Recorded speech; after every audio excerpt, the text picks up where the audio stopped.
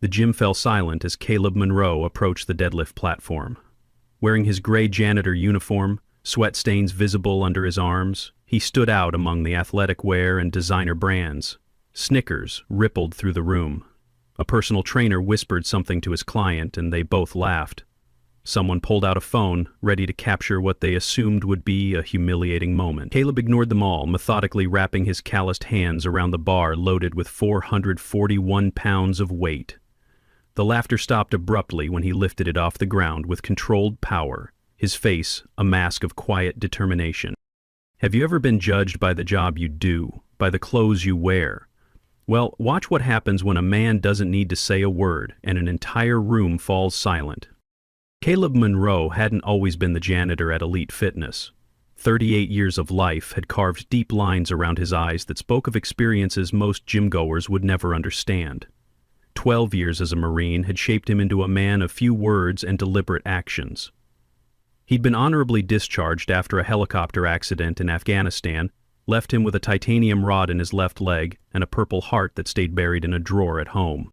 The military had given him discipline, strength, and an unshakable resilience. It had also given him the title of 3-time deadlift champion in his weight class across all branches of the armed forces. But that was a lifetime ago. Before Sophie, his wife, lost her battle with cancer. Before little Josie, now 8 years old, became his entire world.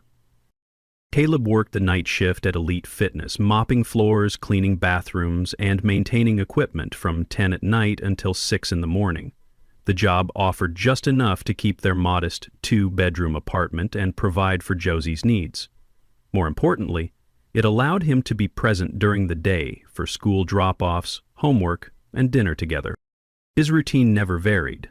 After walking Josie to school, he would return home for 4 hours of sleep before picking her up. They'd spend the afternoon together, homework, cooking, sometimes a trip to the park, before Mrs. Alvarez from next door would come over to stay with Josie while he worked. 3 times a week, he would use his employee benefit of free gym access, coming in during his break to maintain the physical strength that had once defined him. Once a week, Josie would find him watching the street door of his gym, wondering what her father had been telling him to do, to maintain the physical strength that had once defined him. He never spoke about his military career or his accomplishments.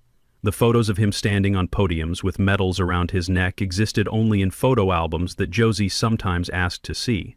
"Tell me about when you were a hero, Daddy," she would say, and he would smile and tell her that being her father made him more proud than any medal ever could. 6 months ago, when a personal training position had opened up at Elite Fitness, Caleb had quietly submitted an application. Despite his extensive military training background and proven athletic achievements, the manager had taken one look at his resume and shaken his head. "Look, Monroe, you're a good worker and we appreciate what you do around here," the manager had said, not quite meeting his eyes. "But our clients expect a certain image. You understand, right? No formal certification, no fitness industry experience. Plus you're..."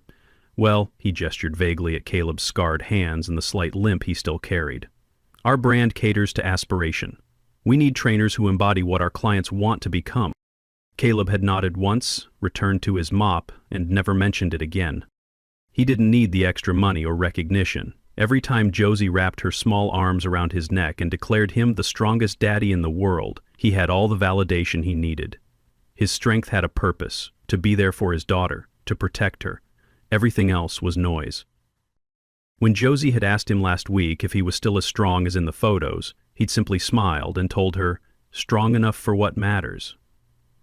But later that night, staring at the ceiling, he'd made a quiet decision to push himself during his next gym session.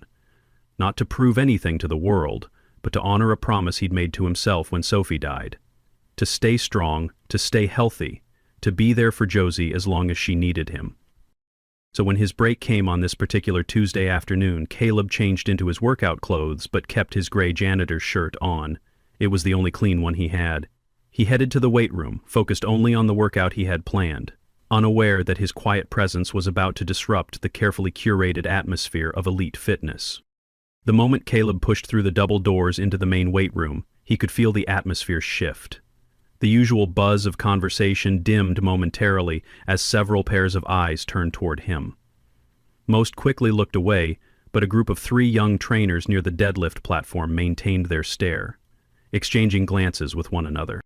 Elite fitness catered to the upper echelon of society, executives, entrepreneurs, and social media personalities who paid premium membership fees for top-of-the-line equipment and an exclusive environment. The late afternoon was peak hours for the Instagram crowd, those who came as much to be seen as to work out. Caleb kept his eyes forward as he walked through the room. The weight of stares pressed against him like a physical force, but years of military discipline had taught him to compartmentalize discomfort. He focused on his breathing, 4 counts in, 4 counts out, a technique that had carried him through far worse than social awkwardness. As he approached the deadlift platform, one of the young trainers, a man in his 20s with perfectly styled hair and a tight-fitting branded shirt stretched across his sculpted chest, stepped into his path. "Excuse me," the trainer said, loud enough for those nearby to hear. "Members only in this section." His smile didn't reach his eyes. Caleb reached into his pocket and produced his employee ID card without a word. The trainer glanced at it dismissively. "Oh, maintenance, right." He stepped aside with exaggerated courtesy. "Don't hurt yourself on the equipment, buddy. Wouldn't want to file an incident report." Laughter rippled through the group behind him. A woman in matching neon workout gear nudged her friend. "Isn't that the guy who cleans the locker rooms?" "Yeah," her friend replied, not bothering to lower her voice. "I guess they let anyone in here now." Caleb walked past them to the platform, his face betraying nothing. He began his warm-up routine, methodically stretching his hamstrings, back, and shoulders. The whispers continued. "Look at him, he's still wearing his janitor shirt. Probably can't afford proper gym clothes on that salary. Someone should tell him deadlifts aren't for beginners." A phone appeared in someone's hand, angled toward Caleb. "This is going to be gold," a voice murmured. The young trainer who had confronted him earlier was now speaking to a client, but kept glancing over with barely concealed amusement. When Caleb began loading plates onto the bar, the trainer's eyebrows shot up. He excused himself from his client and sauntered over. "Whoa there, Chief," he said, hands raised. "Let me help you with that. That's way too much weight for someone at your level." Caleb continued methodically adding plates to the bar. "Seriously, man," the trainer persisted, his voice carrying an edge of condescension masked as concern. "That's 400+ pounds you're loading up. I can't let you do that. It's dangerous." "I thought—" A small crowd had gathered now, drawn by the confrontation. The phone cameras were more obvious, no longer hidden. Someone snickered about "Janitor tries deadlift, instantly regrets it" being the perfect viral video title. For the first time, Caleb paused and turned to face the trainer. Their eyes met, and something in Caleb's steady gaze made the younger man take a small step back. There was no anger there, no wounded pride or embarrassment, just a calm, immovable presence that seemed suddenly larger than his 5'11" frame. "I appreciate your concern," Caleb said quietly, his voice rough from disuse. They were the first words he had spoken since entering the room, and they carried the weight of authority that couldn't be taught or bought. The trainer hesitated, suddenly uncertain. "Look, we have a responsibility—" "I understand," Caleb interrupted gently. "I'll sign a waiver if you need one." Without waiting for a response, he turned back to the bar, adjusted the final plate, and secured the collar. 441 pounds exactly, his personal best from his military days. He hadn't attempted this weight in nearly a decade. The trainer stepped back, clearly torn between maintaining his authority and the growing sense that he had misjudged the situation. "Your funeral, man," he muttered, just loud enough to save face with his watching colleagues.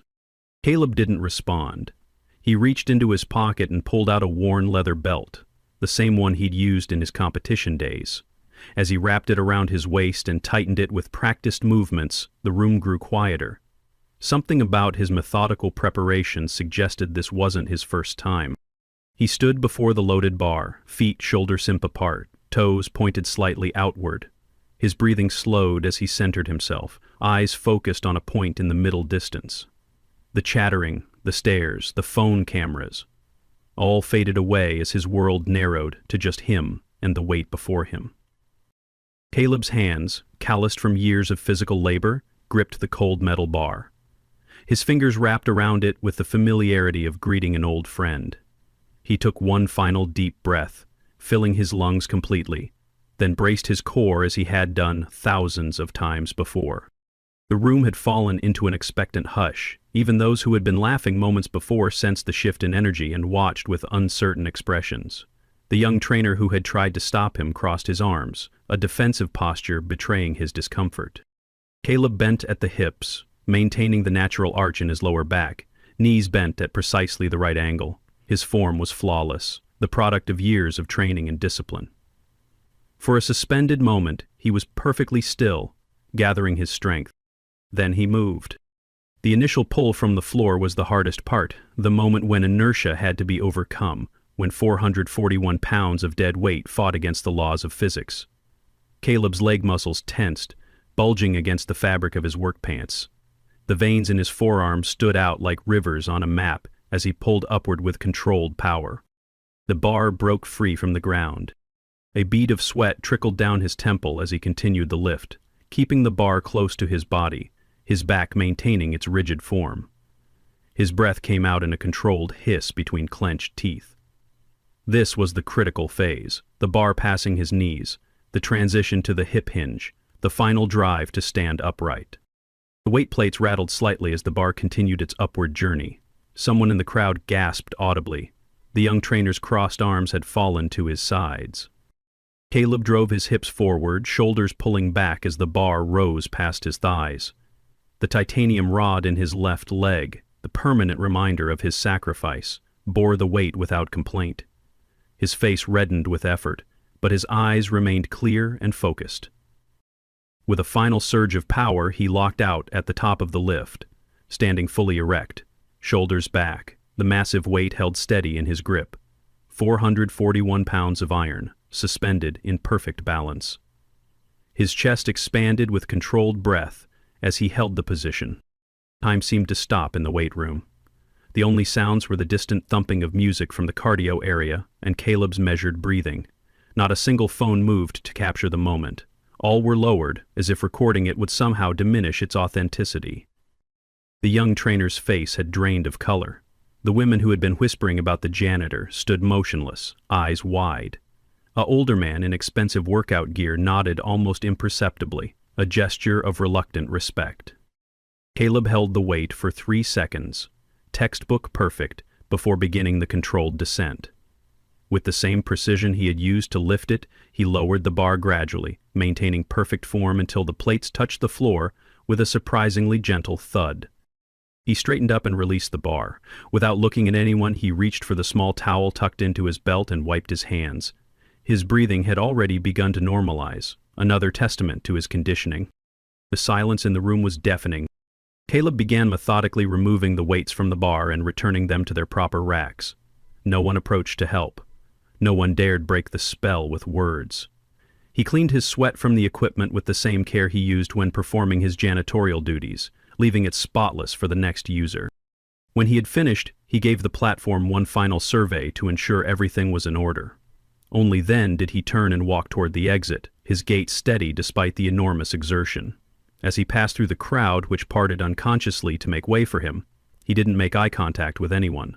There was no triumphant smile, no challenging glare at those who had mocked him. Just the same quiet dignity with which he had entered. Just before the door closed behind him, one of the young trainers, not the one who had confronted him but another who had laughed along, called out, "Hey man, that was something else." Caleb paused briefly, nodded once in acknowledgement, and continued through the door. In the locker room, away from the stairs, Caleb sat on a bench and allowed himself a moment of stillness. His muscles trembled slightly from the exertion, a reminder that while his body remembered the movement, it had been years since he had pushed himself to this limit. He closed his eyes and took a deep breath, centering himself. It hadn't been about proving anything to them. It had been about keeping a promise to himself, about honoring who he had been and acknowledging who he was now, about being able to look Josie in the eye and know he was still the man he wanted her to believe he was. The locker room doors swung open and Caleb opened his eyes to see Marcus, the older gentleman who had nodded during his lift.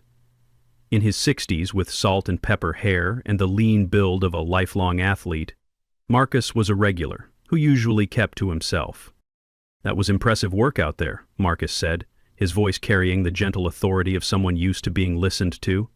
Military? Caleb nodded. Marines. Marcus sat on the bench opposite him. Thought so. I was Army myself back in the day, Special Forces. They shared a moment of understanding that required no further explanation. You compete? Marcus asked. Used to, Caleb replied. 3-time Armed Forces champion, heavyweight division. Marcus let out a low whistle. And now, you're here, keeping this place running. It wasn't a question, and there was no pity in his voice, just a straightforward acknowledgement. Life happens, Caleb said simply. Marcus nodded. That it does. He reached into his gym bag and pulled out a business card, offering it to Caleb. I run a non-profit for veterans. Got a gym space where some of the guys meet up. Nothing fancy like this place, but good equipment, good people. Could use someone with your experience to come by, maybe share some pointers. Paid position? Caleb looked at the card but didn't take it. I appreciate the offer, but I've got a routine that works for my daughter and me. Night shift here, days with her. The offer stands, Marcus said, placing the card on the bench between them. No pressure, just veterans helping veterans. He stood up and extended his hand. Marcus Reeves. Caleb shook it firmly. Caleb Monroe. Good to meet you properly, Caleb Monroe, Marcus said with a nod. Those kids out there, they don't know what they don't know, but they'll remember what they saw today. After Marcus left, Caleb changed back into his full work uniform and slipped out through the service entrance. He had 15 minutes before his break ended, just enough time to walk to the elementary school 2 blocks away. Josie was waiting on the bench outside the after-school program, her blue backpack clutched in her lap, dark hair pulled back in a ponytail that was already coming loose after a day of play. When she saw him, her face lit up with a smile that made every sacrifice worthwhile. Daddy, she called, running to him and throwing her arms around his waist. He lifted her up with ease, her 45 pounds nothing compared to what he had just lifted, yet infinitely more precious. Hey, Pumpkin, how was school? I got an A on my science project. Mrs. Thompson said my solar system was the best one because all my planets were perfectly round. That's my girl, he said, setting her down and taking her backpack.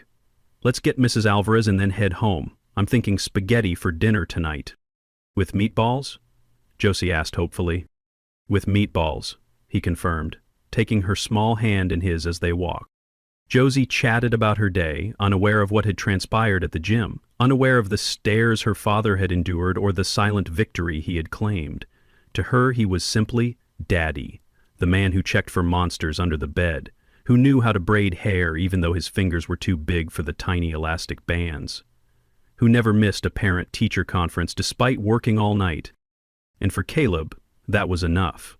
More than enough. The next day, when Caleb arrived for his shift, there was a noticeable difference in how people greeted him. The front desk staff, who had previously barely acknowledged his presence, offered a genuine, "Good evening." The closing manager made eye contact when giving him the nightly cleaning checklist instead of simply leaving it on the counter. Word had spread throughout the staff about what had happened in the weight room. The video that someone had started recording, expecting a moment of humiliation, had instead captured a display of quiet mastery. It had been shared among the employees, though thankfully not posted publicly. Elite Fitness had strict policies about filming in the gym. Around midnight, when the club was empty save for the security guard at the front desk, David Mercer, the general manager, sought Caleb out. Caleb was disinfecting the yoga mats when David cleared his throat from the doorway. Got a minute, Monroe?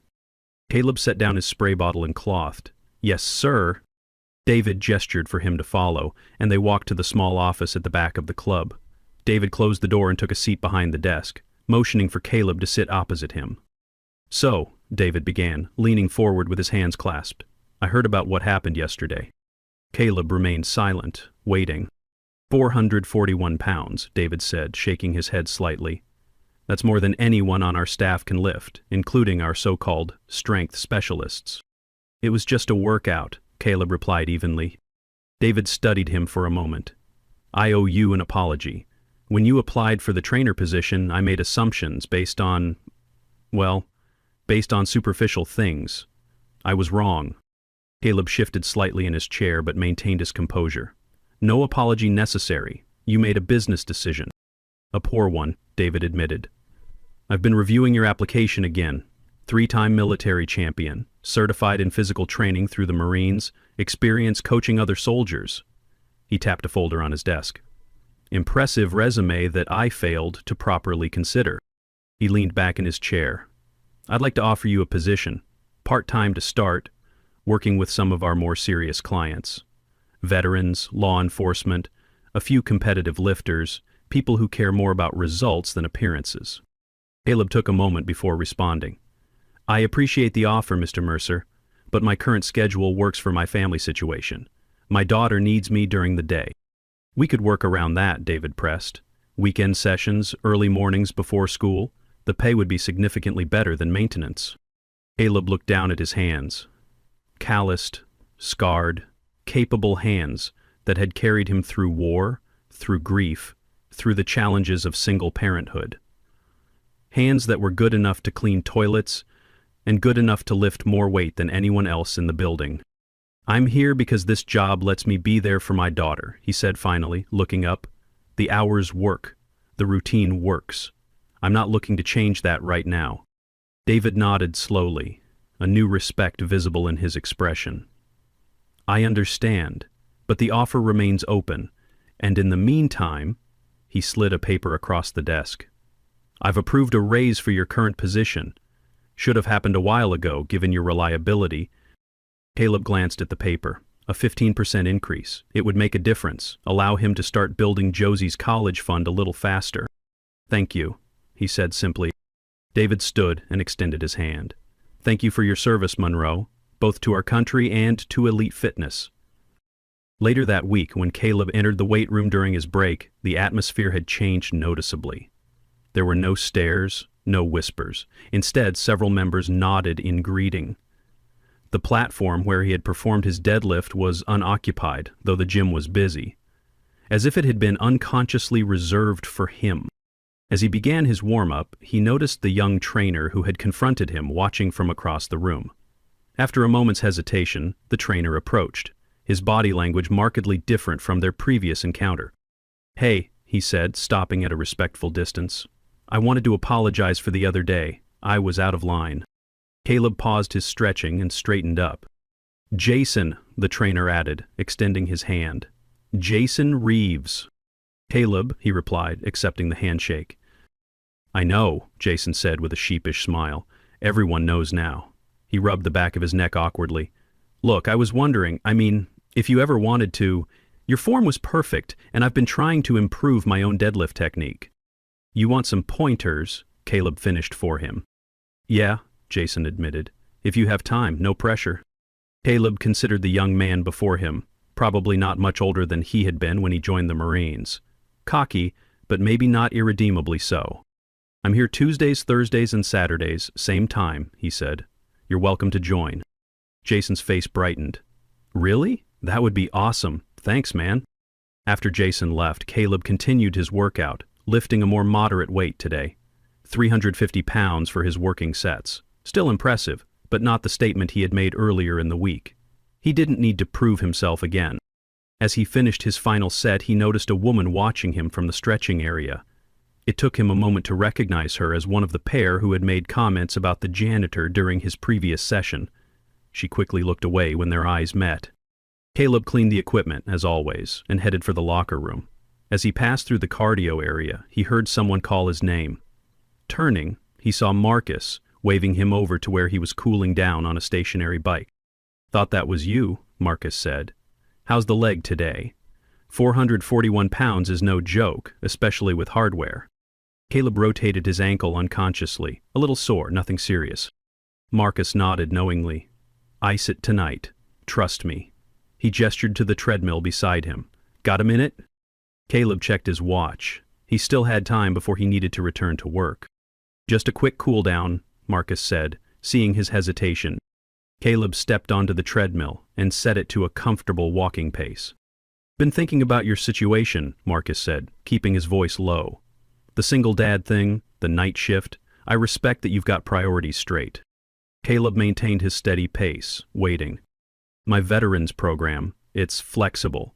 We meet Saturday mornings, but I could use someone to come by once a month, just to talk deadlift technique, Maybe share some of your military training experience? Good for the younger vets to see someone who's transitioned successfully. I'm just a janitor, Caleb said without self-pity. You're a father who's doing what needs to be done for his kid, Marcus corrected. That's success in my book. Caleb walked in silence for a few moments, considering. Time Saturday a month, Marcus continued. You bring your daughter if you need to. We've got kids' activities during the sessions. 2 hours of your time, decent compensation, he smiled. And a chance to lift with people who won't be shocked when you load up the bar. For the first time since their conversation began, Caleb smiled slightly. I'll think about it. That's all I ask, Marcus said, extending his hand. And my offer to just come lift with us anytime stands, no teaching required. As Caleb's break ended and he returned to his maintenance duties, he found himself considering Marcus's offer. It would be good for Josie to meet other military kids, to understand that part of his life better. And he had to admit, there was something appealing about being in an environment where his strength and experience were valued rather than surprising. The night passed quickly, and before he knew it, his shift was ending. As he gathered his things from his locker, he noticed David Mercer entering the employee area earlier than usual. Monroe, David acknowledged. Good shift? Yes, sir, Caleb replied. All tasks completed. Log is updated. David nodded. Before you go, I wanted to let you know, the young man you had the interaction with, Jason, he came to me yesterday and specifically requested mentorship opportunities with you. Caleb raised an eyebrow. I told him that would be entirely up to you, David continued, but it speaks volumes that someone who was so unprofessional now sees you as someone to learn from. He smiled slightly. Just thought you should know the impact you're having around here. As Caleb walked home in the early morning light, he thought about impact, about ripples spreading outward from actions rather than words. He had never been one for speeches or self-promotion. Even in the military, his leadership had been by example, by quiet competence rather than charisma. Maybe there was a middle ground between being invisible and being in the spotlight, a way to honor his past without being defined by it, a path that would allow him to be the father Josie needed while also being true to other parts of himself. 1 week later, Caleb stood by the deadlift platform, observing Jason's form as the young trainer attempted 300 pounds. Hips lower, Caleb instructed quietly. Chest up. Engage your lats before you pull. Jason adjusted his position, taking Caleb's guidance seriously. His next attempt was markedly better, his form more efficient. Good, Caleb said with a nod. That's how you protect your back for the long haul. Across the gym, a new member asked one of the front desk staff about the unusual pair, the young, polished trainer taking instruction from a man in maintenance clothes. Who's that guy? The new member inquired. The staff member smiled, the only person who ever made this entire gym fall silent with a single lift. Near the entrance, Josie waited patiently on a bench, her homework spread out before her, occasionally glancing up to watch her father with pride. It was Saturday morning, and after Caleb finished his session with Jason, they would be heading to Marcus's veterans gym for the first time. Not as a teacher yet, but as visitors, testing the waters. Caleb caught Josie's eye and gave her a small smile. She beamed back, waving enthusiastically. In that moment, with his daughter's smile warming him from across the room, Caleb realized that the weight that truly mattered wasn't the 441 pounds he had lifted that day. It was the responsibility he carried every day as a father, the commitment to show up, to persist, to be present. The strength required wasn't just in his muscles but in his heart, the determination to provide Josie with everything she needed, even if it meant cleaning floors at night and swallowing his pride during the day. As he finished his session with Jason and walked toward Josie, Caleb felt a quiet contentment settle over him. His life wasn't perfect. It wasn't what he had planned when he was younger, but it was his, and he was making it work. One day, one decision, one deadlift at a time. You don't need to lift 441 pounds to prove your worth, but train anyway, not for applause, but to be strong enough for those who depend on you every day. Take care of your health, not just for yourself, but for those you love most. Sometimes the most profound connections are born in moments when strangers become saviors, and a single act of courage can rewrite two incomplete stories into one whole. This video will tug at your heartstrings. witnessed the incredible moment when a single dad's compassion and quick thinking turned a terrifying situation into a life-saving experience, leaving him with a lasting bond with a grateful mother and a newfound purpose. The autumn rain fell in sheets across the industrial skyline, washing away the grime that had settled on windshields overnight. It was the kind of rain that made metal sing, and inside his weathered garage, Caleb Monroe could hear it drumming against the corrugated roof like distant applause. His hands, calloused and permanently stained with engine grease, worked methodically on the transmission of a 1998 Chevy. There was a certainty in fixing engines that Caleb found comforting. Problems had solutions, broken parts could be replaced, and, with enough patience, anything mechanical could be made whole again. People were different, people stayed broken. At 38, Caleb's face carried the quiet dignity of someone who had seen enough of life to respect its unpredictability. The fine lines around his eyes deepened when he smiled, which wasn't often these days. Not since Sarah. 5 years had passed since the medical error that took his wife. A routine procedure, they'd said. A complication no one could have foreseen. Except Caleb, with his military medical training, had known better. Palin had met his marrier in his... He'd recognized the symptoms too late, had rushed her to the hospital where professional courtesy and bureaucracy had cost precious minutes. Minutes that might have saved her. "Dad?" The small voice pulled him from the familiar spiral of his thoughts. "Ms. Jenkins says I need this permission slip signed by tomorrow."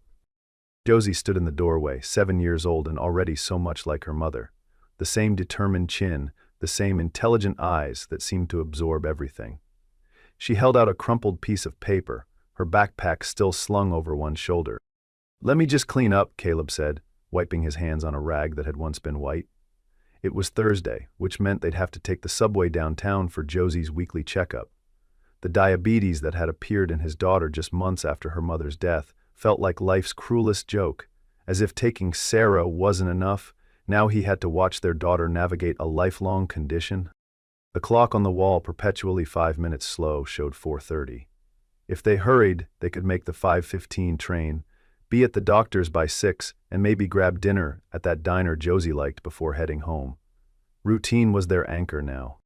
"How was school?" Caleb asked as he locked up the garage. Monroe Auto Repair wasn't much, but it was his, and it allowed him the flexibility to be there for Josie when she needed him. "We learned about the heart today," Josie said, skipping ahead of him. "Did you know it beats more than 100,000 times a day?" Caleb nodded, thinking of all the heartbeats that had passed since Sarah's had stopped. 182,500,000, give or take. The math was automatic now, a silent counting that never ceased. "And Mrs. Lee said my drawing was the best in class," Josie continued, unaware of her father's thoughts. "I drew our family, you, me, and Rufus." Rufus was the stuffed bear that had been with Josie since her first birthday, now missing an eye and sporting several amateur repair jobs courtesy of Caleb's inexpert sewing. The walk to the subway station was familiar, their footsteps in perfect sync. They passed the same landmarks, the Korean grocery with its bright fruit displays, the laundromat where the elderly Mr. Kwan always waved, the abandoned lot where wildflowers somehow persisted through the concrete cracks. Caleb had chosen this neighborhood after selling their suburban home. It was affordable, close to good schools, and, most importantly, far from the hospital where Sarah had died. The subway entrance loomed ahead, its fluorescent lights harsh against the deepening dusk. Josie gripped Caleb's hand tighter as they descended the stairs. She'd never liked crowds, and rush hour on the Blue Line meant they'd be standing most of the way. "Ticket check at the next station," the automated announcement chimed as they boarded. The car was packed, as expected. Caleb lifted Josie onto his hip, something he still did even though she was getting too big for it. She rested her head against his shoulder, her small fingers playing with the collar of his worn jacket. The familiar sway of the train, the background murmur of conversations, the occasional screech of metal on metal as they rounded corners, these were the rhythms of their Thursday afternoons. Caleb closed his eyes briefly, allowing himself a moment of weariness. That's when he heard it, a gasp, followed by a soft thud. His eyes snapped open. 3 seats away, a woman had slumped forward, one hand clutching her rounded belly, the other gripping the metal pole with white knuckles. Her face contorted in pain, beads of sweat forming along her hairline despite the car's chill. "Excuse me," Caleb said, already moving toward her, setting Josie down carefully. "Ma'am, are you all right?" The woman looked up, her eyes wide with fear. She shook her head, unable to speak through what Caleb immediately recognized as a contraction. Around them, passengers shifted uncomfortably, some pretending not to notice, others casting concerned glances before returning to their phones. "I think," the woman managed, her breath coming in short bursts. "I think the baby's coming. It's too early. I'm not due for—" Another contraction hit, cutting her words short. Caleb's training took over, muscle memory from years as a combat medic before he'd left the service to start a family. "I'm going to help you," he said, his voice steady. "I have medical training. What's your name?" "Meredith," she gasped. "Meredith Quinn." "Okay, Meredith. I'm Caleb. That's my daughter Josie. I need you to focus on your breathing while I see what's happening." He looked up, addressing the crowd. "I need space. This woman is in labor." His authoritative tone, rarely used in civilian life, had an immediate effect. People stepped back, creating a small circle around them. An elderly woman offered her seat cushion, which Caleb gratefully accepted. "Josie," he called to his daughter, who stood frozen, watching with wide eyes. "Come here, sweetie.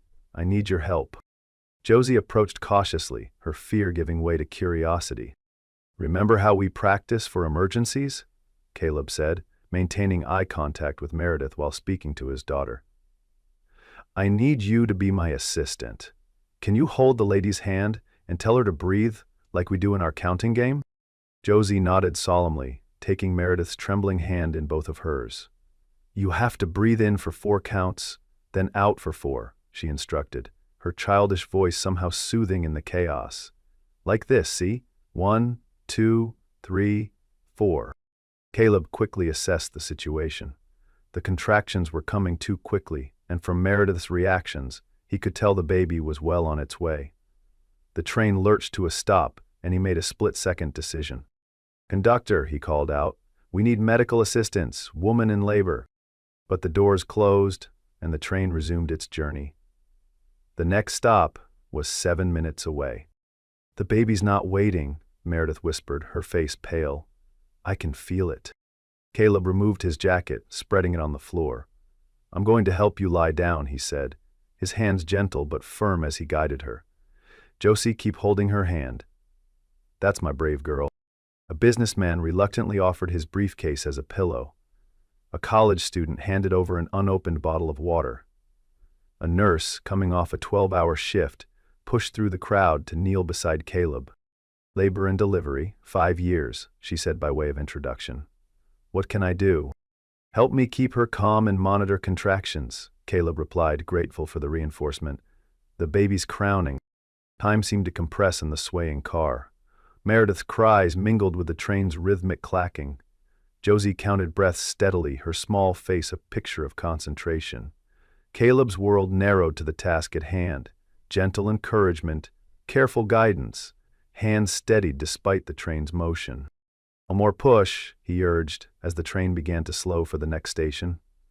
"You're doing great, Meredith. 1 more." With a final, powerful effort, Meredith pushed, and in that moment a new life entered the world. Messy, loud, and perfect. A boy, his angry cries filling the subway car as Caleb quickly wiped his face and wrapped him in a clean shirt offered by another passenger. "You have a son," Caleb said, placing the tiny bundle on Meredith's chest just as the doors opened at Park Street Station. The waiting paramedics rushed in, taking over with practiced efficiency. As they prepared to transfer Meredith and her newborn to a stretcher, she caught Caleb's hand. "Your name," she said, her voice weak but insistent. "Please, I need to thank you properly." But the paramedics were already moving, the crowd was shifting, and Josie was tugging at his hand, concerned about being late for her appointment. The moment slipped away. "It's okay," Caleb said, though Meredith likely couldn't hear him anymore. "You take care of that boy." As the crowd dispersed, conversations buzzing with excitement over the unexpected drama, Caleb noticed his khaki handkerchief had fallen beside where Meredith had lain. It was stained now, but the embroidered C. Monroe in the corner remained visible, a small piece of himself left behind with the woman whose life had briefly intersected with his. "There, Dad," Josie's voice pulled him back to the present. "Are we still going to the doctor?" Caleb nodded, guiding her through the station, his mind still processing what had just happened.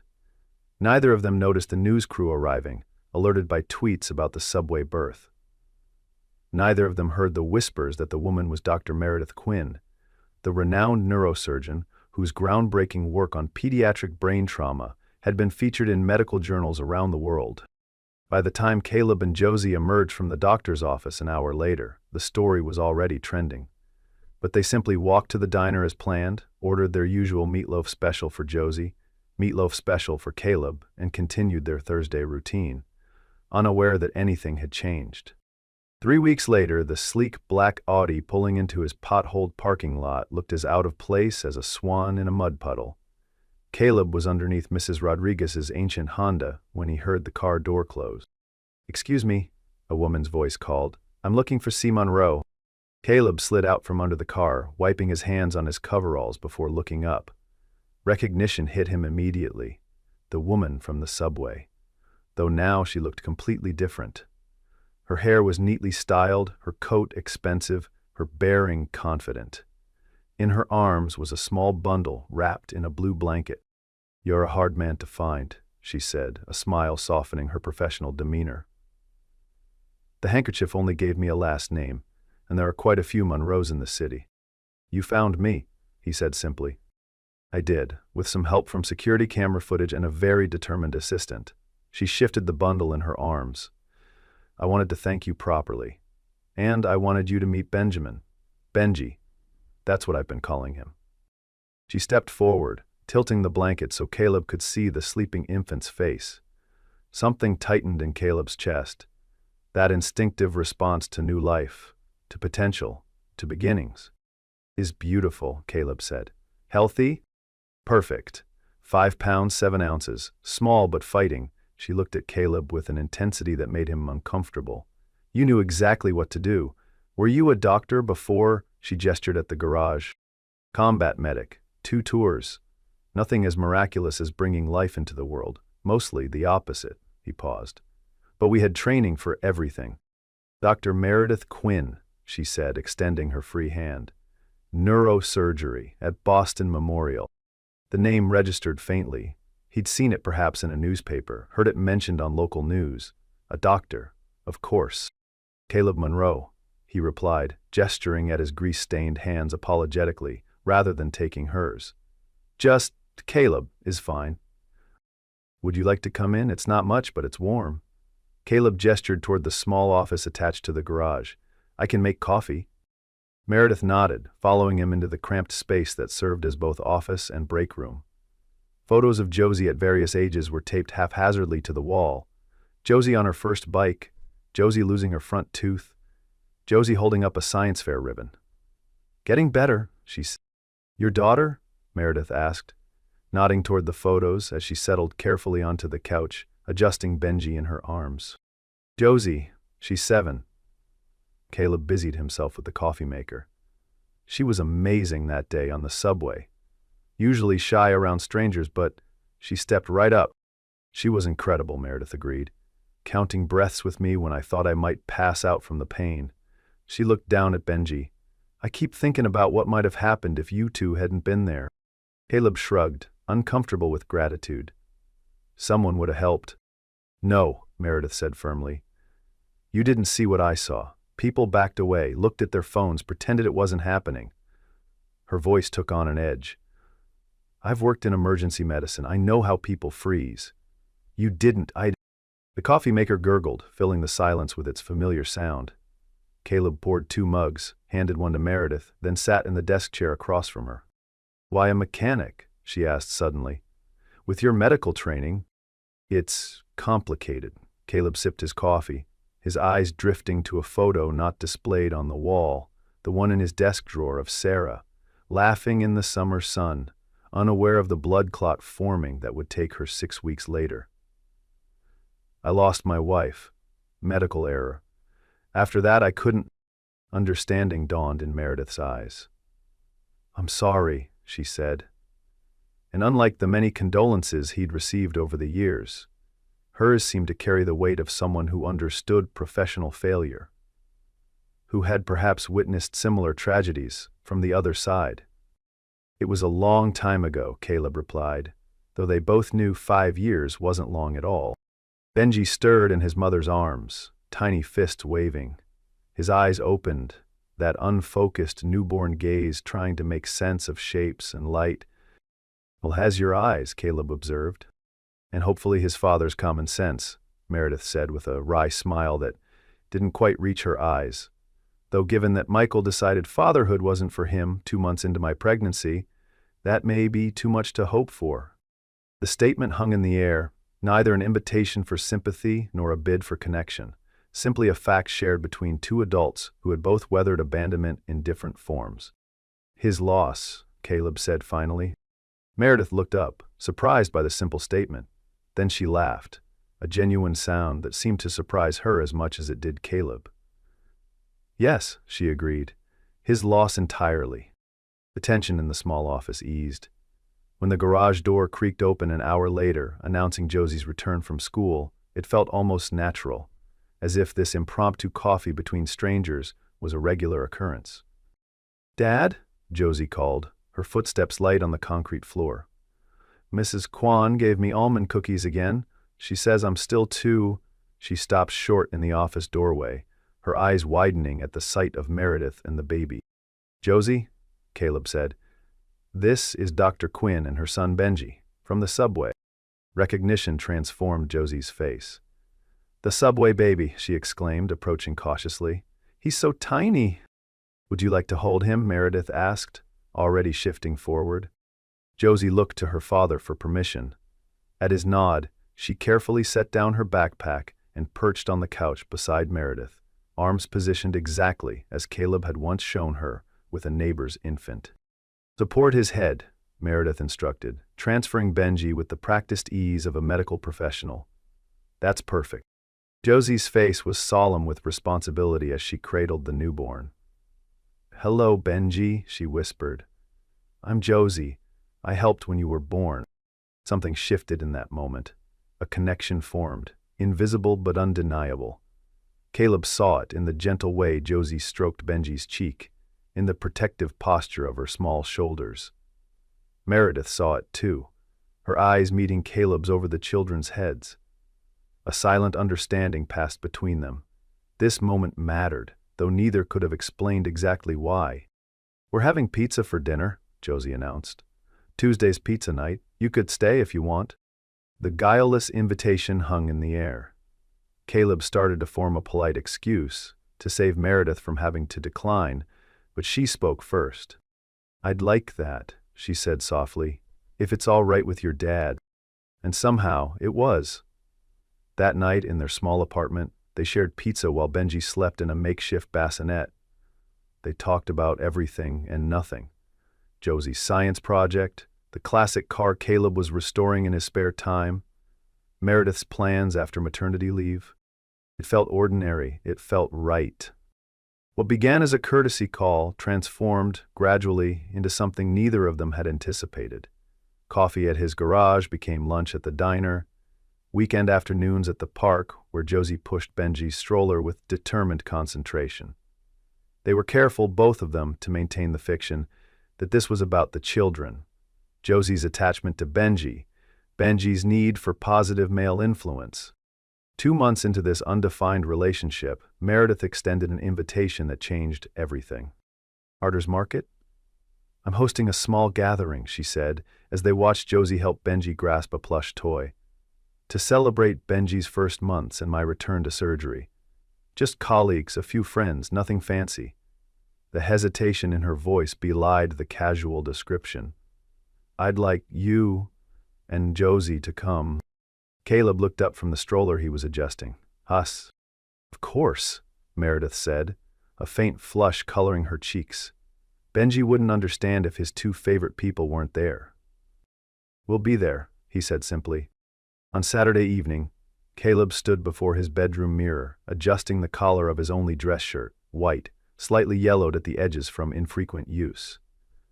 Josie sat on his bed, already dressed in her Christmas dress though it was only October, swinging her feet as she watched him struggle with a tie he hadn't worn since Sarah's funeral. "Do I look okay?" he asked, more to himself than to his daughter. "You look handsome," Josie declared with the absolute confidence of a 7-year-old. "Like a prince in the books." Caleb smiled, giving up on the tie and leaving it hanging loose around his neck. "And you look beautiful, Jojo, like a princess." "I'm not a princess," she corrected seriously. "I'm a scientist who's going to help babies like Benji." The declaration caught him off guard. "Is that what you want to be, a doctor?" Josie nodded.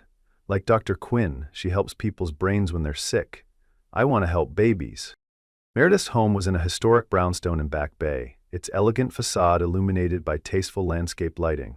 The door opened before they could ring the bell, revealing Meredith in a simple black dress, her hair swept up elegantly. "You came," she said, relief evident in her voice. "I was afraid you might change your mind." "We brought cookies," Josie announced, holding up a Tupperware container. "Dad and I made them this morning." "That's very thoughtful," Meredith said, kneeling to accept the gift at Josie's level. "Benji's in the living room with my friend Anna. He's been fussy all day. I think he was waiting for you." Josie needed no further encouragement, darting past Meredith into the house, leaving the adults alone in the doorway. "You look," Caleb started, then faltered, unsure of the right word. "Different?" Meredith suggested with a self-conscious smile. "Beautiful," Caleb finished, "but yes, different too." "Your tie," she said, reaching for the loose ends hanging around his neck. "May I?" He nodded, standing still as her fingers worked deftly, completing the knot he'd abandoned. The moment stretched between them, laden with unspoken words. As Caleb followed her into the elegantly appointed living room, home was the last thing he felt. The space was immaculate, filled with artwork that probably cost more than his annual income, furniture that looked like it belonged in a magazine. And the people? A dozen or so guests in expensive attire, holding wine glasses and engaging in conversations punctuated with knowing laughter. What followed was a blur of names and titles. Department heads, attending physicians, a hospital board member. Each greeting was polite but tinged with an unspoken question. Who is this man and why is he here? Caleb answered their inquiries about his work with brief responses, watching their interest fade when they learned he was just a mechanic. He excused himself after 15 minutes of increasingly strained conversation, retreating to the corner, where Josie was still captivated by Benji. The baby had grown so much in 2 months, his features becoming more defined, his gaze more focused. "So you're the subway hero," a voice said beside him. Caleb turned to find a man in his 40s, martini in hand, eyeing him with undisguised curiosity. "Marcus Chen, cardiothoracic. Meredith and I were residents together." "Caleb Monroe," he replied, shifting Benji to extend a hand. "And I'm not a hero, just happened to be there." "Modest, too," Marcus said with a smile that didn't reach his eyes. "Meredith speaks highly of you. Says you were a medic?" "2 tours. Afghanistan, mostly." "Ah, and now you fix cars, is it? Quite a change of pace." The condescension was subtle but unmistakable. Before Caleb could respond, another voice joined the conversation, a woman with sharp features and sharper eyes. "Fascinating career trajectory," she said. "From saving lives to changing oil. Was medicine simply too challenging?" Benji stirred against Caleb's chest, sensing the tension in his body. Across the room, Josie was now sampling appetizers, chatting animatedly with an elderly couple who seemed charmed by her enthusiasm. "I find engines more honest," Caleb said quietly. "They don't pretend to be something they're not." The woman raised an eyebrow, about to respond when Marcus cut in. "I'm sure Meredith appreciates having someone practical in her life right now. Single motherhood can be so demanding, especially for someone with her responsibilities." "If you'll excuse me," Caleb said, his voice tight. "I should check on my daughter." "Is everything all right?" Meredith asked, appearing beside them, concern evident in her expression. "Fine," he said, too quickly, just a bit out of my element. Understanding dawned in her eyes. Marcus and Stephanie? She said. Not a question. I should have warned you about them. They're brilliant surgeons but terrible human beings. Despite himself, Caleb smiled at her candor. I've faced worse in combat. Let's get out of here, Meredith said suddenly. This was a mistake, not having you here. That's the most right thing about tonight. But this whole event, it's not me. Not anymore. It is you, Caleb corrected gently. Part of you, the distinguished Dr. Quinn, pioneering neurosurgeon. That's real. So is the woman who sits on your garage couch drinking coffee from a chipped mug, she countered. The woman who's learned to change diapers one-handed while eating cold pizza. The difference is, Caleb said, that woman seems happy. The moment stretched between them, both aware of a threshold they were approaching. Then from inside came the sound of a baby's cry, breaking the spell. One Tuesday afternoon 2 months later, Josie had an episode at school. Her blood sugar dropped during gym class, and she was rushed to Boston Children's Hospital. By chance, Meredith was consulting there when the ambulance arrived. Caleb burst into the emergency department, wild-eyed and desperate. My daughter, Josie Monroe. They brought her in by ambulance. Mr. Monroe, a firm voice cut through his panic. He turned to find Meredith striding toward him, her white coat flapping. Come with me.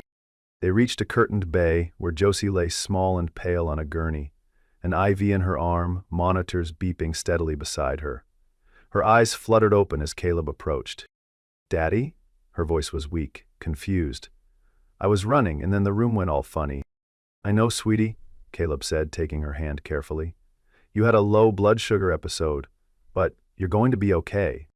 Dr. Quinn helped me, Josie said, her gaze shifting to Meredith. She was here when I got scared. Hours later, with Josie sleeping peacefully in a hospital bed they'd keep overnight for observation, Caleb and Meredith sat side by side in uncomfortable visitor chairs. I can't lose her, he said quietly, staring at Josie's small form. After Sarah, she's everything. You're not going to lose her, Meredith replied, her voice gentle but firm. Her diabetes is manageable, and you're the most capable father I've ever met. Thank you, Caleb said, his voice rough with emotion. For being there when she needed someone. When I couldn't be. That's what we do, isn't it? Meredith replied softly. We're there for each other, for the children, for... She hesitated, then finished. For the people we love. The word was deliberate, an offering laid between them. Caleb looked up, meeting her eyes, seeing in them the same certainty he felt growing in his own heart. Yes, he agreed simply. That's what we do. Winter melted into spring. Benji's first birthday approached, marking nearly a year since that fateful day on the subway. Meredith insisted on hosting a small celebration in her backyard. Just us, she said, the 4 of us. That's all we need. The day dawned bright and clear, perfect weather for the picnic they'd planned. Benji had finally succumbed to the excitement of the day, napping against Caleb's chest. Josie was carefully collecting acorns nearby, explaining her scientific classification system to herself in a whispered monologue. I can't believe it's been a year, Meredith said softly, gazing at her son's sleeping face. Sometimes it feels like that day on the subway was another lifetime, and sometimes it feels like yesterday. The day everything changed, Caleb agreed. For all of us. Meredith shifted closer, her shoulder touching his, her hand coming to rest lightly on Benji's back beside Caleb's. I've been thinking about the future lately. Oh? Caleb tried to keep his tone casual, though his heart rate picked up. I've been offered a position heading a new pediatric neurosurgery center, she said. It's a joint venture between Boston Children's and Mass General. More administrative than surgical, more reasonable hours. That sounds perfect for you, Caleb said, genuinely pleased for her. Congratulations. I've also been looking at houses, she said. Outside the city. Something with a yard for the kids. Maybe, she hesitated, then finished in a rush. Maybe a garage or workshop space. Caleb's breath caught in his throat. Meredith, I'm not asking for answers today, she said quickly. I'm just opening a door, suggesting a possibility. I've been thinking about the future too, Caleb admitted, about what it might look like for all of us. Meredith's hand found his, their fingers intertwining in what had become a familiar gesture of connection. "And what do you see?" she asked, her voice barely above a whisper. "I see Benji's second birthday. And his third. I see Josie helping him learn to read. I see Sunday mornings and homework at the kitchen table and Christmas mornings." He paused, gathering courage. "I see you. Always you." Tears gathered in Meredith's eyes, but her smile was radiant. "That's what I see too," she said. "All of it." Josie looked up from her acorn project, watching them with a child's intuitive understanding of significant moments. "Are we going to live together?" she called across the yard, her directness cutting through adult hesitation. "Because Benji needs his sister close by." "That's me," she added, in case there was any confusion. Caleb and Meredith exchanged startled glances, then broke into laughter that startled Benji fully awake. He blinked up at them, confused by the sudden noise, then joined in with his own bubbly giggle. "What do you think, little man?" Caleb asked, lifting Benji to eye level. "Would you like that, all of us together?" Benji responded by grabbing Caleb's nose with surprising strength, an act that everyone took as enthusiastic agreement. "I think that's settled then," Meredith said, leaning her head against Caleb's shoulder. "By unanimous decision." As the sun began to set, casting long shadows across the yard, they remained on the blanket, the four of them together, bound by choice rather than blood, by love rather than obligation. Caleb looked around at the tableau they'd created, this improbable family forged in a moment of crisis, strengthened through months of small kindnesses and shared meals, of bedtime stories and morning coffees. "You didn't just help deliver Benji that day," Meredith said, her voice thick with emotion. "You delivered me too, from a life that looked perfect on the outside but was hollow within. You showed me what matters."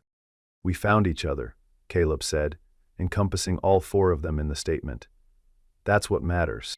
As darkness fell, they gathered their blanket and Benji's birthday gifts, making their way back into the house. Tomorrow would bring decisions about houses and schools, about blending lives and surnames, about the practical details of building a future together. But for tonight, they simply enjoyed the certainty that had grown between them, the knowledge that whatever came next, they would face it as one. From the chaos of that subway car, from two broken stories, they had created something whole, something lasting, something like love.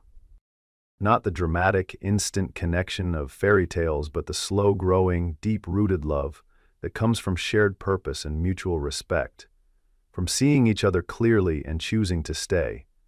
The kind of love that builds families and futures, that strengthens through challenges rather than fracturing. The kind of love that lasts.